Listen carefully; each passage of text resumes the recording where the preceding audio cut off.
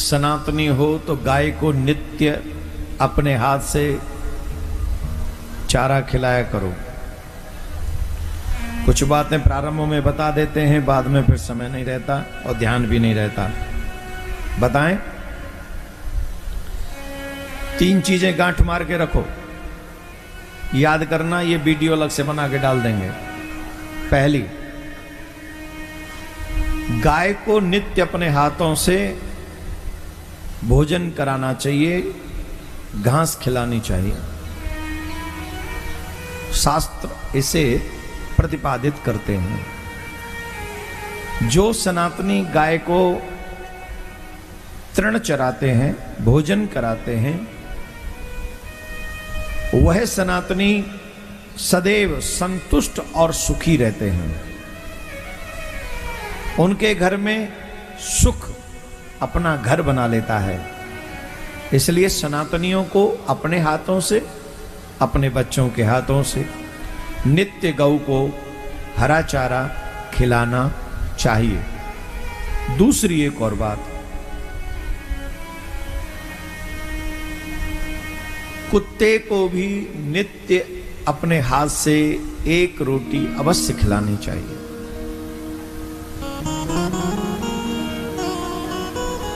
जो जीव अपने हाथों से कुत्ते को रोटी खिलाते हैं, हाथ से मीन्स ऐसे नहीं कि वो दांत ही मार दे, आप उसके आगे रख दो वो अपने आप खा लेगा।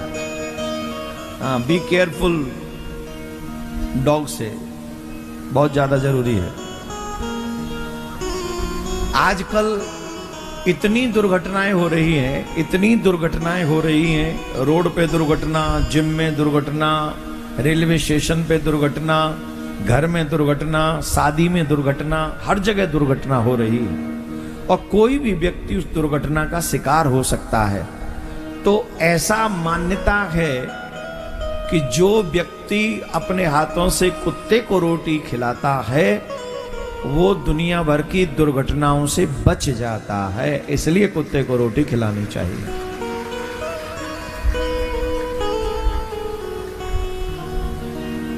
अभी भी गर्मी चल रही है, हमने कहा 3 बातें याद रखो। पहले, गाय को रोटी। दूसरा, कुत्ते को रोटी। तीसरा,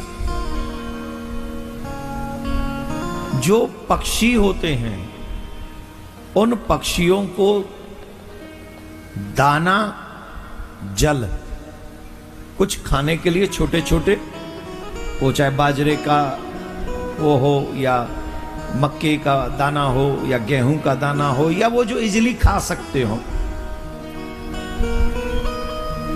और जल भी रखें।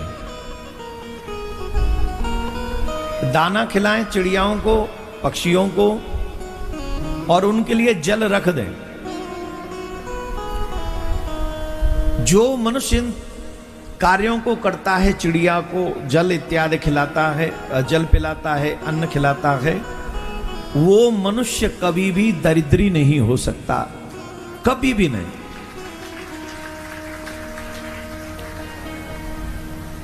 हम स्वयं दरिद्री इसलिए हो रहे हैं कि हमारे ब्रज में कहावत है, मेरो पेट हाउ मैं ना देखूं काऊ, और इसको कहते हैं अंग्रेजी में सेल्फिश।